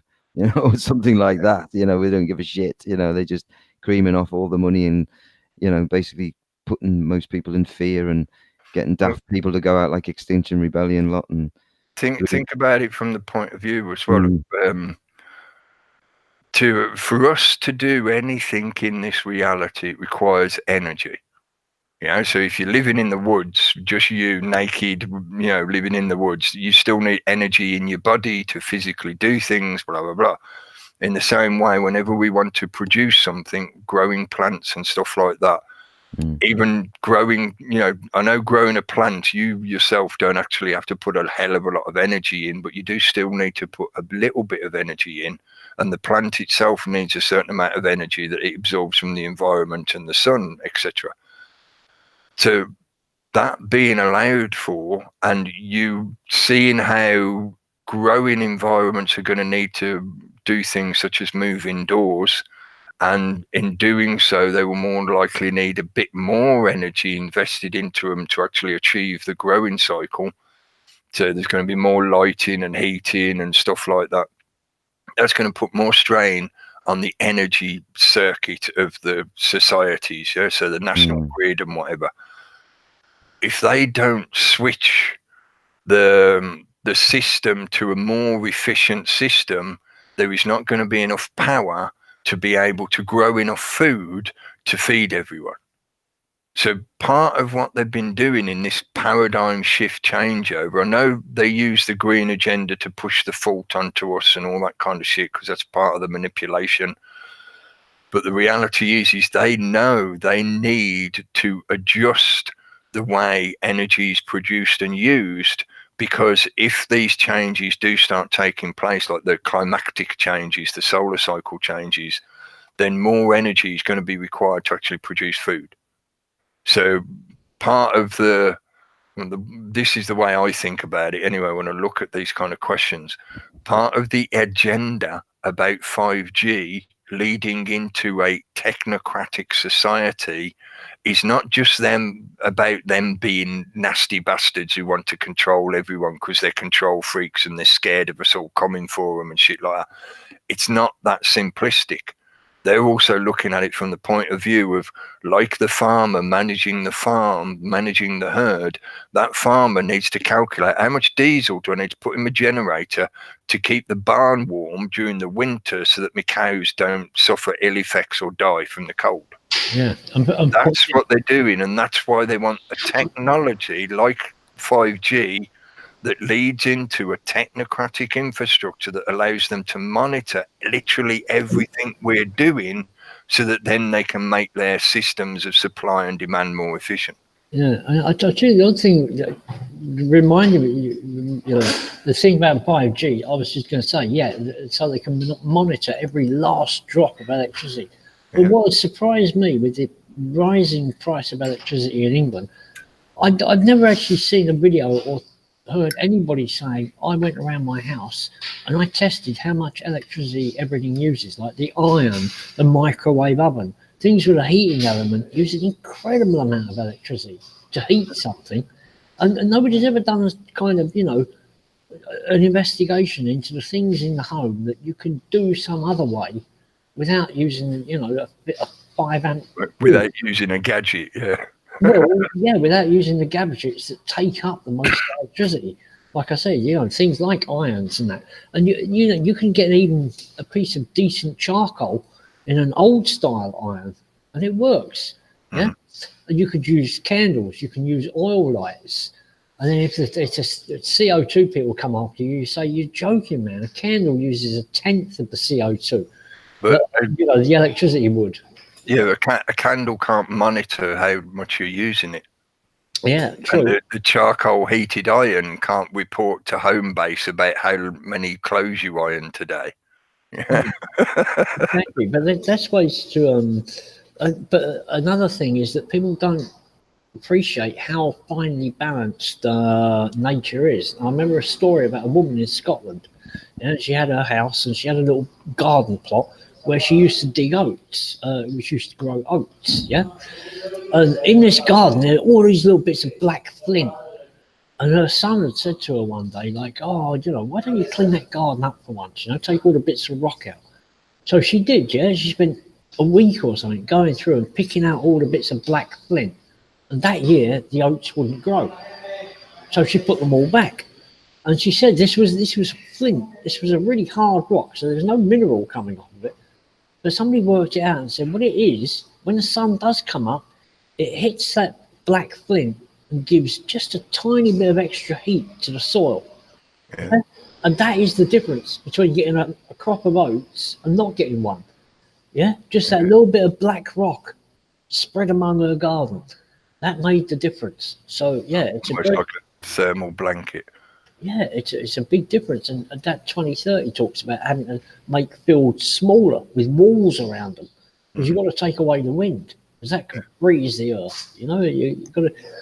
So you know, there's plenty of things you can do, and you can think about your electricity usage and how much everything uses, and try and swap lights for candles and things like that. It's you know, it's much more natural as well. Yeah, use candles responsibly, people. I was going to say, yeah. Wouldn't it be nice to be able to walk into your home at night, light some candles and think, and cook on a gas stove and think, wow, man, there is not a drop of electricity in this house. Yeah, that would be nice, wouldn't it? It's rare, but I have done it in the past, you know. It's not something that I did as like a full-time lifestyle. It was just when I was on holiday and stuff like that, going away for a weekend or something. But no, I don't think they'd let us either, in the sense that they're, you know, you've seen the efforts they've been making now to make sure that everybody's drawn into the centralizing effect in one way or another. So even if you make the effort to do things like get yourself solar panels or a windmill or water mill or whatever and generate your own electricity, you are now legally required to have that plumbed into the national grid system. So you're not allowed to do what you're describing. You know, obviously using candles at home kind of thing and not having the electric lights on instead, you can do that for now until they ban candles for being carbon emitters. They'd probably do that soon enough, or you'll probably have to get an e-candle, which will just be like a picture of a candle on your smartphone, and it's the light of the smartphone that actually does the illumination. I shouldn't give them ideas. I should stop there. Yeah. I'm gonna check the chat room. I haven't checked it for ages since we started, because you know what I'm like. I end up waffling and then I forget to look back at the chat. So sorry for missing all the people. There's been loads of chat in there tonight. Really graceful. Hello. Glad you joined. Check our channel if you haven't already. She's got a lot of great videos on there. Richard Blake, hello. To get some office desks, I realised the Argos catalogue shop has a rainbow in the logo. Right. Yeah, the rainbow is being used everywhere, and it is a shame that they've appropriated it. I think, you know, they talk about being pride and all that. I think it's a shame that they've tried to appropriate certain symbols and images and even words, you know. Well, I didn't know it was Pride Month, Cookie. You didn't? Oh, cool. You must have been living on an asteroid somewhere then. I was. Did you enjoy your asteroid holiday in a different solar system? In this outback where I am, yeah. I had no idea. There's one good thing about global cooling. Yeah, they'll all be wearing thermals in a couple of years at Pride marches, so there'll be no open air sex. Yeah? It'll be too fucking cold. And they'll just drink a litre of vodka or gin and take a few Viagra. They'll still be out there. They'll look a bit blue, you know, but they'll still be out there. It'll be the trendy way to keep warm, yeah, aren't they? Gas mask, hello. I think the hard left crap is used as a distraction for the said nationalism and militarism. Yeah, I agree with you, mate. I think that's why they were coinciding some of this stuff, like their actions in the Middle East while it's Pride Month, yeah? And while Netanyahu is building Trump Heights and shit like that. Black Cube Mystery, hello. Yeah, you're being assimilated by the GooTube trying to shut you down. Check out his channel as well. He does live broadcasts. So somebody to, you know, like I said earlier, go and bookmark the page and whatever, because they might disappear overnight at some point, the way GooTube is going. It is going to be an incremental thing. Now that they've breached the seal, using another analogy, now they've broken the seal, they've broken the hymen of doing this censorship, control of the environment, etc. It's picked up pace.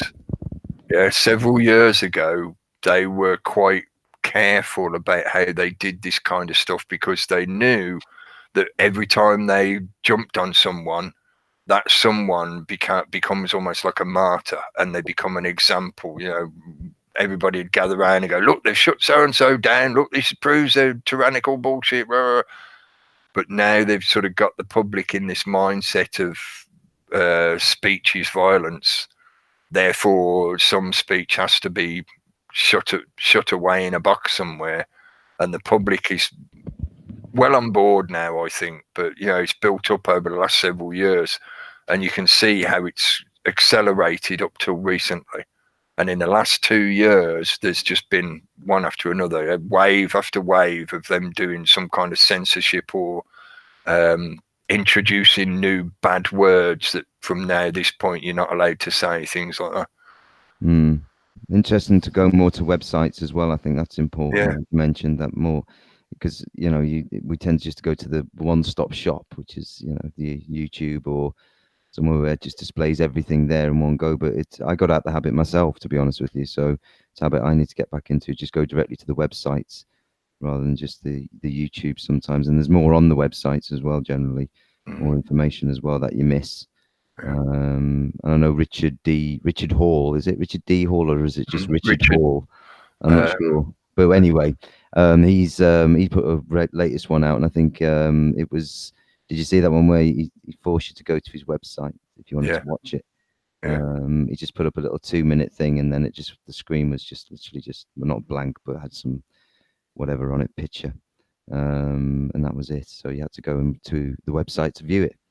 So, and that's what I mean, because YouTube will censor things, and they do. They you know, and sometimes you're not seeing even the person's true work. Sometimes if it's not, you know, they'll put snippets up of things, and you'll see all sorts of stuff going on with, especially older works of people. You know, the old philosophers, and that it gets a bit muddled.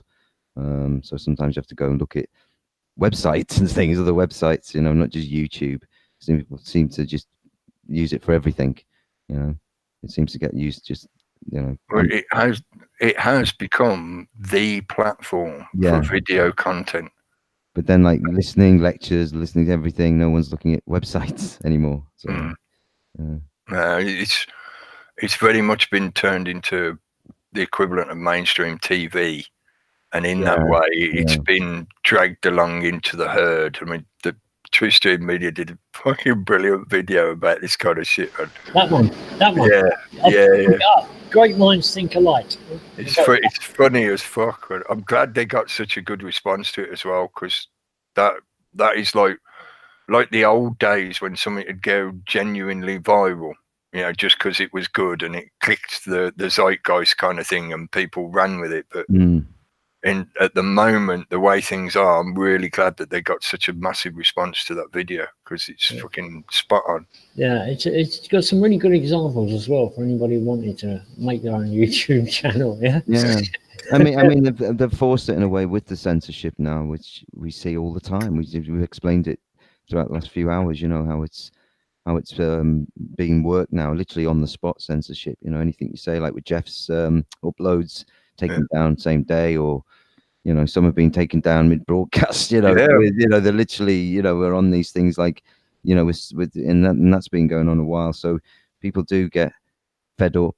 You know, you will see. I see less people sort of speaking out now than I used to see. There used to be a lot of others, and you know, there seems to have had some sort of effect. But it's the ones that I think, you know, the ones, I say there's half dozen, maybe more, who've just kept going, keep going, which is good, which is what it's about. But it seems to have put off a lot of others maybe coming into it by seeing what goes on, and how, you know, the algorithm now works and stuff. And people are, maybe when they first start doing this type of thing, are a bit angry or a bit, you know, upset with things, so they come out, and then the channel gets, you know, taken down, or they get the wrong end of the stick, as we know with the extreme right and extreme left shit that's going on at the moment. So people's heads are being messed up and twisted up with truth and like say logical fallacies and bullshit, you know, which are confusing the issue even more with people. So yeah. Has anybody else been getting that? Who is Joe Rogan with Jordan Peterson? Uh, Getting Go- it every fucking day. Yeah. YouTube regularly now tries to suggest Jordan Peterson videos to me. Not every single day, but every other day or every 3 days. One of the recommended on my own YouTube homepage will be fucking Jordan Peterson. He's been doing that a lot recently. There's some particular speakers or talking heads, whatever you want to call them, and some particular channels and very mainstream channels compared to what I normally look at. You know, this is, I see that as the example of how they like they've said themselves, they've tried to tweak the algorithm so that it supposedly doesn't funnel you down into this YouTube radicalization process, you know, like that article I was ranting about last week. But no, you end up in this situation where you get recommended to you videos that you have no interest in whatsoever. Well, look what I've got here. Another one by True Stream Media. The Jordan Peterson one that keeps coming up. 2 records that I've been listening to recently. So why should I want to listen to them again? Jay Dyer, who I'm subscribed to, and I haven't watched that one yet. And then Bloomberg, for fuck's sake. Yeah, that's what I mean. Something that you normally would never look at. Yeah, I mean, good God. It's probably listening to you as well, you see, so it's getting the words sometimes you say or whatever, and it'll think it'll do it that way too. Yeah, I've seen that multiple times now. I've got no question that they listen to the audio, and the audio is keyword searched, and you get adverts and recommendations based on what you've been talking about. No typing involved, nothing. No, just verbalization. So yeah, they are definitely listening in on everything. And word escapes, transcribing. I was trying to think of the word then, just because it starts with trans. My brain was like, hang on, Pride Month, are you transcription? Are you a transcriber? Oh, this week I'm feeling somewhat transcribing. Transcriptual. Yeah, it means I want to have sex with paper and pencil. I was looking for a Marcel Marceau video earlier on, The Mime. You know, because remember what I was talking about the other day about different languages that people can understand. And this guy, it's about 7 minutes long, the one that I could find. But I do remember seeing a clip of him on the BBC or something, where it lasted a minute, where he sort of mimed being a baby, then a young boy, then a young man, all the way through to an old man. And it would basically last a minute. And it was all done in mime. But mime itself is a language. Yeah, I mean, you can watch the guy and you are understanding. And that's what a language is, conveyance of information. Yeah, and then it came to me, that while I was trying to describe that, and then I might say, so you've understood what I said, and now try in words, try to describe what you understood from that single sound. It takes a question, and have you understood what I just said? What I said enlightened me. Has it enlightened you? Just one sound, because it's coming from the emotional center, carries a whole load more information. Than simple words. Yeah, absolutely. That's a big topic as well. Different languages that people understand. Yeah. Something I know we'll come back to again at some point. Sorry, because I'm just looking at the time. Let me finish saying hello to everyone in the chat. New being, hello. Hello, good evening. Super leads, hello. Non-mirage truth vision, hello. I'm glad it's not a mirage. Is that still a real thing? A mirage is a real thing, so no, I'll stop there, because otherwise it will get into crazy circular, like a Canton circular effect. You know, is that mirage real if nobody's there to see it? Is the rainbow real if no eyeballs actually see it? I'm scrolling down. I'm sure I saw some other names in there earlier. I'll say my usual thing. I'm sorry if I miss you out. I'm trying to scroll through quickly, so it's just me being crap if I miss you out, nothing else. The real question is, what sound does 3 hands clapping make? A triophony, the power of 3. Stephen Owens, hello. David Noakes has mentioned many other methods on cancer treatments beyond GC-MAF. So maybe it was just that one actual talk that he did, right? They just concentrated on that. But Stephen's saying he has talked about other methods as well, so that's cool. Good.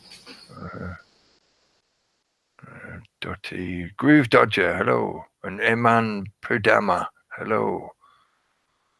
Homosexuality started to be taught more in schools after the AIDS scare began. Yeah, I can remember that. Yeah, That was the excuse, wasn't it? It was to teach sex safely. Yeah, that was the excuse. Yeah, you needed to know how to use a condom and stuff like that. But I'm pretty sure at the time, though, they didn't. Well, maybe they did sort of mention it. I can't exactly remember. It was that long ago when I was in school and they started talking about this kind of stuff back in the early 80s. I don't remember them teaching anything about anal sex. You know, so yeah. Whereas now, that's just considered part of sexual education. Yeah. Yeah, that's the way the agenda has been pushing it. You know, teach people to do that kind of stuff, and then guarantees you're not going to be having babies. Depopulation agenda. Yep. I think I've said hello to everyone. I'm scrolling down, as I said. So, Misty Ernst, hello. And Plankton Breath, hello. Yeah, I think I've scrolled down to the bottom now. Okay. A bit like a favourite Pride event. Yeah, favourite Pride activity, scrolling down to the bottom. Yeah, that's what they're looking for when they're looking through all the pictures on their phone. Are they scrolling down until they see the bottom? Yeah. Oh, and gotta laugh because otherwise you go crazy. That's part of what they want. They want you to be getting so stressed out or so freaked out by everything that you're tripped out into instability to destabilize you, so that then they can step in and save you or point at you and go, look at the example of the crazy people. What do you mean vaccines are not safe? How can you claim vaccines are not safe? Well, look at all these court cases. Look at all this evidence. Yeah, they don't want to talk about facts or science, or even though they claim to be all about the science in general, that's not true. They don't really respect the scientific method because they want consensus facts, not just scientific facts. They want to hear it from a particular speaker, like Professor Cox. Yeah, I've never been able to get over that ever since it started. Man, Professor Cox teaches you about science. So okay. Here's another small step forward. I'm subscribed to a guy who's very Labour, very socialist Labour. Tom London, he calls himself, with a picture of what's his name? I don't know. Guy wrote Rights of Men. Tom Paine. He's got his picture, yeah, but he's very much mainstream Labour, yeah. And the other day he was talking about some woman in the Tories who said that somebody in the Labour Party, because there's a lot of infighting in the Labour Party, and they're saying, "Oh, you're a anti-Semitism denier." And my comment underneath was, never, beware of anybody using the word denier or denial. It's a way of putting down the opposition without actually being ready to talk about it. Yeah, it's just a way to shut somebody down and make them look mad. And they got a couple of likes, yeah, from these people who are usually mainstream. I think you're in denial, man. You're in denial about the deniers. Apparently now, though, in the Labour Party, it's all between Tom Watson or Jeremy Corbyn.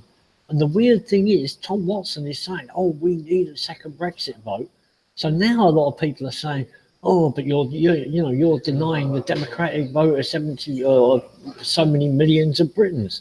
So it looks like a lot of opinion in Labour is to respect the vote, referendum vote. I mean, they don't know where they are, but it's Tom Watson who is absolutely pro-Europe, and he seems to be the one that's opposing Corbyn now. So Corbyn was still talking about getting a deal, wasn't he? So, that's not exactly respecting what the people voted for, because nobody voted for a deal. well, yeah, I mean, it's still sort of heading in the direction. Yes, we will have Brexit, but we have to make a deal so that such and such. But, So in other words, it's not Brexit then, you're just renegotiating the original contract that's been there since the 70s. Yep. Yeah. That's what they mean when they say, let's have a deal, we got to make a deal. It's like, so in other words, it's not Brexit. We were supposed to have a Brexit. Yeah, exactly. Lots of Tatro, I saw you jump in at the bottom there, common sense denier. Yeah, there's a lot of them. Okay, we've run over time, but it's good conversation, so I'm sure you'll cope. Thanks for joining us, folks. Please check out some of the other people we've mentioned. I know I'm terrible at actually giving links, because I actually think that you have the ability to look for stuff for yourself, so you don't need to be constantly spoon-fed. So, look for this stuff yourself. Think about it for yourself. You might decide you don't want to, but if you do decide you want to, go and look into it for yourself. You have the internet to look at. The whole internet. Yeah. I can't think of anything else to mention in particular. No, but reality chat will be on Wednesday. Steve Takus will be on Saturday. I think Mark Windows puts his podcasts up on a Sunday, I think. Webster's on a Tuesday. I think Jeff C scheduled a live broadcast for Wednesday night. It's going to be early hours here, though, in the UK. It's going to be about 1 a.m., something like that. But I'm pretty sure I saw a notification come up saying he's scheduled one for Wednesday night. If you've got the ability to stay up late, But yeah, there's lots of stuff out there to keep looking at and be aware of. The way it usually goes. I'm going to shut up now because now I'm just waffling. Thanks again, folks. Thanks for joining in. Thanks for joining in the chat room. Thanks for giving us your attention for a couple of hours. And we'll see you again soon. Cheese. I'm going to click the button. Cheers, Cookie. Thanks, Cookie.